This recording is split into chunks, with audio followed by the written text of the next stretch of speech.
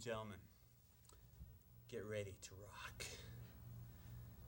This is gonna blow your mind. You might have seen it last week or whenever these are scheduled, and you thought that last show was intense. Wait till you see tonight's episode of Three Geniuses. Count them, 3. Right now you got 1. You got the first genius. But get ready, because we're going to bring 2 more out here. 2 more geniuses. And when we get our minds connected, synergistically, it's just going to expand. It's going to be more than just the sum of 3 geniuses. That's what's, It's going to be like about 35 geniuses. The power of 35 geniuses in one studio. Bringing it out to you in TV land. Now, we don't need gimmicks like Barney's head and this guy, Pee-wee. But because we're geniuses, we thought we'd bring them on just for extra power. So I'd like to bring on a couple geniuses. Our first is, which one of you geniuses want to be here first? All right, the synesthesiac. Get ready. He's also known as the Hunchback. All right. All right. Now, Mr. Synesthesiac, tell us a little bit about your genius. Dude, say it, don't spray it. Seriously, dude. All right. This guy is such a genius. He can barely even speak in your non-genius tongue. He must speak in liquid form. Pure liquid form. Well, I'd like to bring out another genius, because this genius is too intense for me right now, man. Mr. X! My name's King, by the way, in case I don't know if they put that on the screen. Oh, glad to meet your acquaintance. Have a seat there, Mr. X. So Hunchback, I heard you have a movie coming out. You heard about this? Based on you? It's, if you're ready to rock, it's based on you, yeah. On you, all of you. Oh, really? Yeah. Oh, I was talking about the Hunchback movie. Oh, no, that's in the can. That's already in the can. Oh, okay. So are you the one that was abandoned? Or you abandoned the one who needed you most, right? Or in that trailer, who is you exactly? Well, I'm sort of a bit like Jesus of Nazareth, in the sense that I, helped a lot of people, and then, like, one of my good friends sort of fucked me over. And I'll be totally objective, Mr. Synesthesiac. How do you pronounce your name, actually? Synesthesiac? Oh, really? Okay. That's what I was going to ask you. That was really intense, genius question. Oh, yeah, Jesus. You're talking about Jesus. Was Jesus as much of a genius as you, would you say? When you're at that level, yeah, genius is pretty much equal. I'd say that's one of the few levels. When you get to that plane, and there's no really levels up there. It's just like pure genius. Yeah, it's hard to calibrate it because everyone in your presence is healed, and immediately just the thought of like calibration is sort of like, or like, whatever. Exactly. Like even the concept of Jesus is sort of moot at that point. Basically, yeah. And the only thought is really epiphany. And Pee-wee Herman sometimes, but Pee-wee, yes. Mainly epiphany. So, Mr. X, do you have any further comment upon this theme of which we have just brought up? Like nasty remarks. Excuse me? Nasty remarks. Yes. Like a Rocky's animal type thing. Yeah, exactly. Like, what do you mean by that, exactly? Sometimes this guy, he's such a genius that it's just too intense. It's just too intense of a genius for me because I don't understand what he's saying. And I thought I was a genius until I met these two guys. These two guys are really smart. Well, what you have to realize before you begin is that you really are a coward. You talking about you, me, or you talking about you, the general public? I'm talking about you. I'm talking about you. And once you come to that realization, then once you give up your worldly possessions and, the rest of it, which I don't think I need to go into. Ah. So you're calling me a coward now? Yeah. Yeah, I'm calling you a coward. Oh, really? Yeah. All right.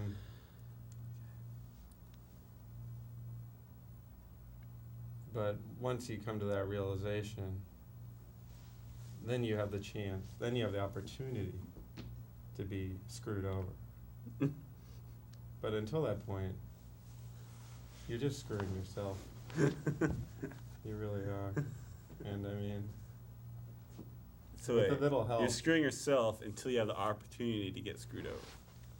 No, I mean, I'm beyond all that. I'm talking about, I'm right now speaking, I'm coming down to your plane. Because what I do, you have to. Vice versa, dude. Each person has, they're in their own doorway. Let's say we're on, in a skyscraper, you're on like the 3rd floor. I'm on like the 103rd. And right now I'm coming down and I'm talking to you because I've been through this, and I'm telling you which door to open. Oh, really? Ah, very interesting. And basically. That's intriguing. Mr. X, do you have any comment upon his remarks? No. Oh, excuse me, it's. Like a car, like I was thinking, Did I get that right? like a car thief, maybe. Mm-hmm. Maybe. Car thief. Like, yeah. Could you elaborate upon that phrase you've uttered? You're such a genius. That, I think if I'm on the 3rd floor, which maybe I am, maybe not. He's on the 103rd floor. You're obviously on the 203rd floor because you're just blowing my mind with every utterance you utter. Seriously, man. I'm not kidding, you guys, this isn't a joke. Prepares. We're serious. What? Like he prepares to be knighted, you mean? Prepares to be knighted, yeah. Again, on certain levels, I think I understand what you're saying, but I'm still having trouble comprehending your true meaning of what you're trying to come across. I'm going to tell Can you. we get a close up here on the book? Just want that's it all. I don't know if that's possible. Is that possible? I know that's impossible. All right, forget it. Just wanted to show everyone this quote here. God travels incognito. Pretty important. That's true. That's true. Didn't a genius once say that? An anonymous atheist, maybe. Yeah. No. Good guess. Good guess. All right, let me ask you this. If he's anonymous, how do they know he's an atheist? They know he's an atheist. He just doesn't wish to be recognized. He said that quote. It's like, I'm an signed atheist. Oh, okay. Anyway. Maybe I should play a tune or something. That would be No. hypocritical. That would be incredibly that hypocritical. would be wrong. And you might be sent down into the parking level. Let's just say beneath the building. Yeah. Although I'm not sure you'll make it out of the sauna floor. Wouldn't want that to happen. But I definitely wouldn't want that to happen. suffering. Mm-hmm. Excellent. I think that's what you need. A little bit of pain. Right. What? Maybe music would. I mean, bring about a quicker, solution. Can I say something a little bit about vows? Yeah, excellent. I want to talk about Susan Guthrie and Stuart Jameson. Uh-huh. In Westport, Connecticut, Stuart Jameson is hard to miss. He drives a white Porsche Carrera that is always filled with friends, golf clubs, and beach chairs. He is out almost every night, a financial consultant at O'Brien Kreitzberg Incorporated, a construction management and engineering consulting company in Manhattan. He's meticulous about what he wears, from his eyeglasses, which must be Armani, and his ties, which must be Ferragamo, to his button-down Oxford shirts, which must hang on polished wooden hangers in his closet. Very well put. There, Mr. X. Sorry. Mr. X. Would you like to comment upon his profound utterances, man? I think that only true geniuses drive Porsche 911 Carreras, turbos, or whatever. Like a real cherry. Yeah, yeah. And that, you know, I mean, when we have those cars, we know that they're illusions and that they're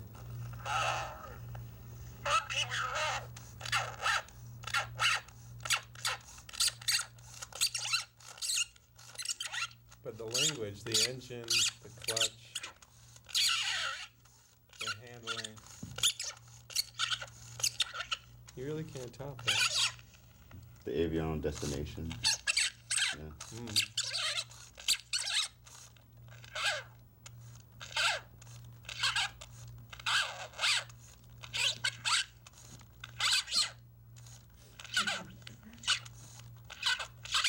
The seventh gauge encounters his past sins. Repentance enables him to confront his actions honestly and to empty his heart in prayer. Determined to change his destructive behavior in the future, he confides openly in God and pleads for aid in eliminating his sins. Open breathing, supplication, crying, and tears. I think this Pee-wee doll's broken. You notice how it's like faster, yet if I go like this, you can almost hear it. Speaking in time. You think it's speaking in I tongues? think he's With vehemence. I think so too, man. A lot of geniuses. I don't know if you guys are familiar with this, but a lot of geniuses are known to really speak in tongues. So why do you speak in tongues? Well, because Mr. X, I am one of those many, three to be exact, geniuses.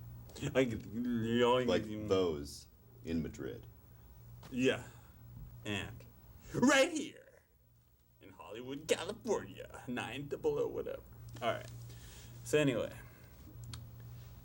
because I don't know if you guys realize this, but people were trying to attack us on the way here to the studio because they don't want geniuses on. They don't want geniuses on TV. This because the people. If this gets out to you guys out there in TV land, who knows what will happen. So people are trying to take the gas out of our car and flatten our tires and stuff like that. Because they don't want us coming here to spread the word to you guys. Did you notice that happening at all? like the ancient biblical prophets, certain human beings will be compelled to turn away from the world, making their homes in the deserts and forests as hermits. Exactly. Like some skirts. Exactly. Sort of a little bit like this. To distance a man from his ego, and to prepare him for the eventual meeting with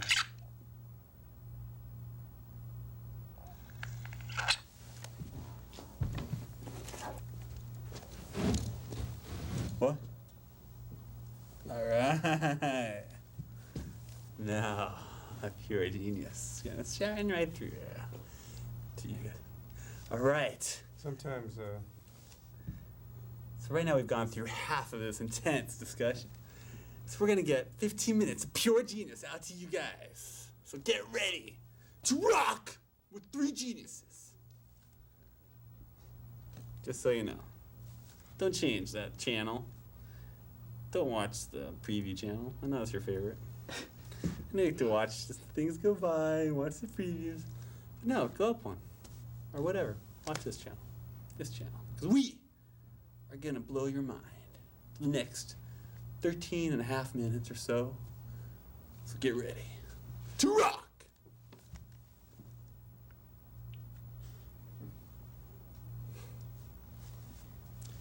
Maybe a meditation. Yeah, it should be in order right now. Maybe a levitation. I don't know. A lot of geniuses can levitate.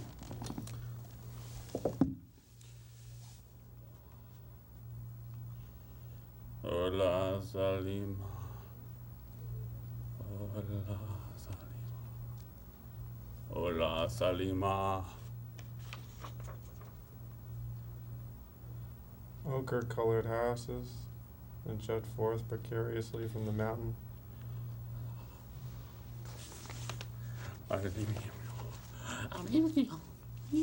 Hello.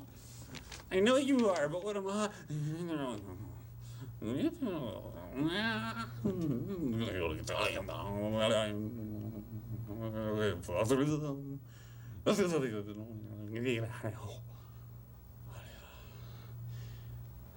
Whoa, man. I just had a revelation.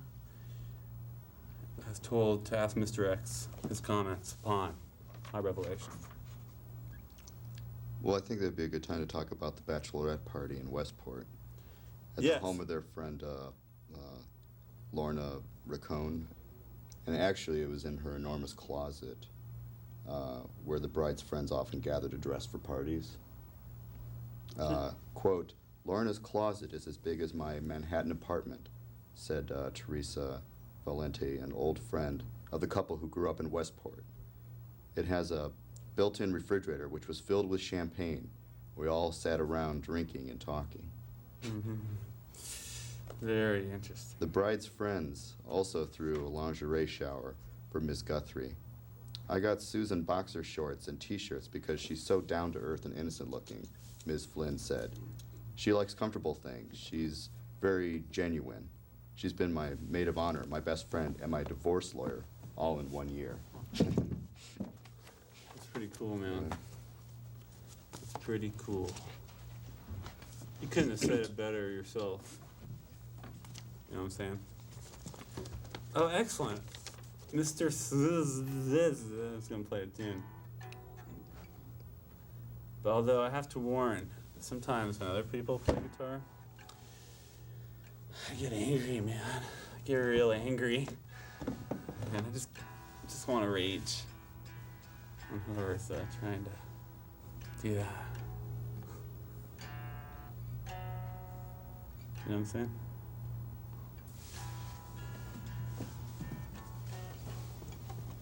I'm gonna go into my genius think tank now. Oh. Oh. Oh. Oh. Oh. Yes. It's very sensitive. Oh. Every time I do that, I gain about 13 IQ points. 13 pounds? 13 pounds of pure IQ. Because IQ weighs a lot. But not that much. Yeah, whatever. Whatever. So Hunchback, let's check out the hump some more, yeah. I'd rather not. Are you sensitive about that? Oh, no. No, I'm not. It's just, I've talked about it a lot during my life. Okay. It's just sort of bored with that topic. All right. I understand. But, did you ever stop?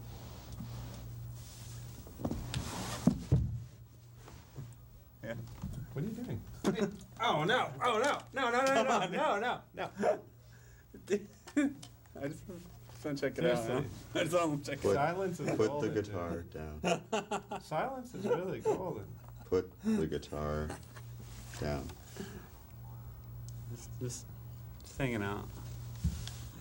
You know, Stewart wouldn't be caught dead in flip-flops, said Melanie Seymour, a friend and a director of special events at Saks Fifth Avenue in Manhattan. He wears Gucci loafers to the beach. Most Friday evenings in the summer, Mr. Jameson, 35, and his buddies, who sometimes compare themselves to the close-knit cast of the television show Friends, can usually be found on the patio bar outside the inn at Longshore in Westport.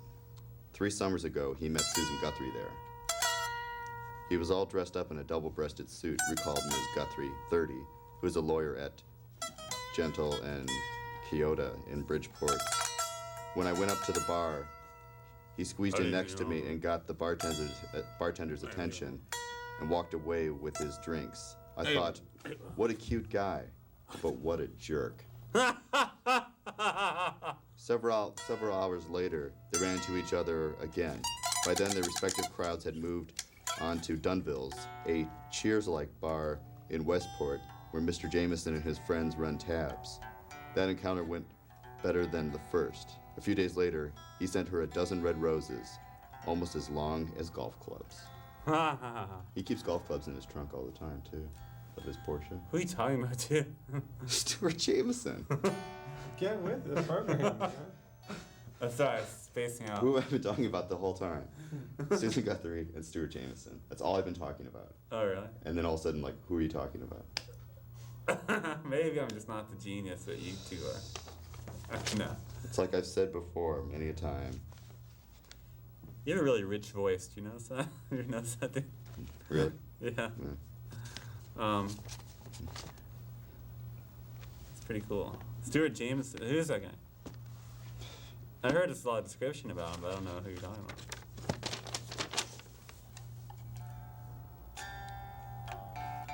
The financial consultant at O'Brien Kreitzberg Incorporated. That one. Okay. I went through this before. I don't know why I'm repeating myself. Excellent, excellent. So, all right, we got some more coming up. Some more genius. We got exactly 5 minutes more of genius, so get ready to rock the genius. Now, some would argue that I am more of genius than perhaps you two are. Some would have to make that argument. Because Dan? you mean King? Oh, I'm sorry. I'm sorry, I forgot you're going by that. No, Anyway, yeah. King of what? That's an interesting question, man. That's a good question. Anyway, I don't know. Just the name stuck, you know. Anyway.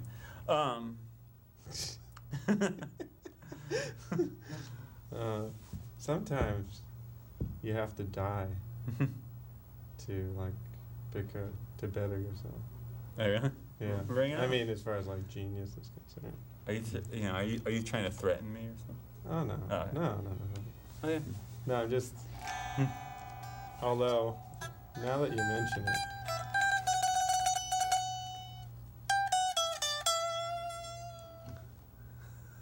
You know, music is it speaks to the higher spheres, the heavenly spheres, and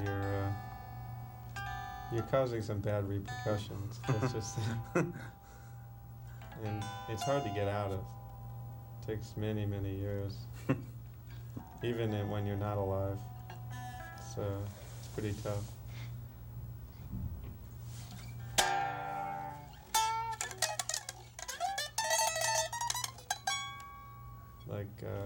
All right, 3 more minutes to rock, man. You want Maybe you should put a clock on stage so we can just watch it. No way, man. These people want to know. That'd be pretty much exciting. That'd be really cool. So we could be like, yeah. That'd be cool. Dude, if you want to know what time it is, I can just go to the preview channel and check it out. Although that show sucks. Anyway, So Mr. X, you only have a few more minutes to conclude your genius repertoire that you're trying to convey to us. On August 26th, the couple were married before 130 guests aboard a yacht docked in Greenwich Harbor in Greenwich, Connecticut. The bride wore Ms. Flynn's wedding gown, which will be passed around among the women in their crowd, who always borrow each other's clothes. The bridegroom wore white pants and a navy double-breasted jacket. Armani, of course. Of course. Ms. Ricone arrived in a hot pink mini dress, long pink gloves, and a pink pillbox hat. "Look at Lorna," Miss Bergman exclaimed. "It's Jackie O run amok." After the ceremony, the yacht, equipped with everything from a piano bar to a helicopter pad, set out for a 4-hour cruise along the Connecticut shore. "We all just hugged each other and grabbed each other's boyfriends and girlfriends and ran around," Ms. Flynn said. The show Friends perfectly describes the night. That was beautiful, man. That was so freaking beautiful, dude. I only have one more minute to tell you how beautiful that was, dude. So. Sans precision. Yeah, exactly. Now, sans precision, I'd like to conclude our show today and say that, not anyone. La Cienega, yeah. Oh yeah, I like this. We miss Ken. I don't know where he is tonight. He's a fourth genius that was supposed to show up. But, we just have to watch it at home, like you guys. All right. So, boys and girls out there, you have just experienced one of the few treats in life, and that is discussion of three great minds of our century together for the first time on this stage in one room. And you saw it. How true. You saw it here first. So stay tuned. There's a phone number, an address. You guys want to, talk about your genius, your so-called genius compared to ours. If you want to challenge us to a, Scrabble match or something like that, go ahead. Go right ahead. Go right ahead.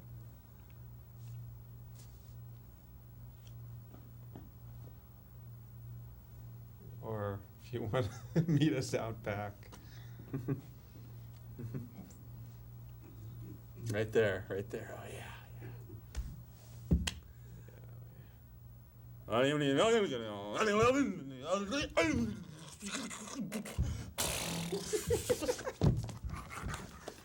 Yes! I am the ultimate genius! Woo!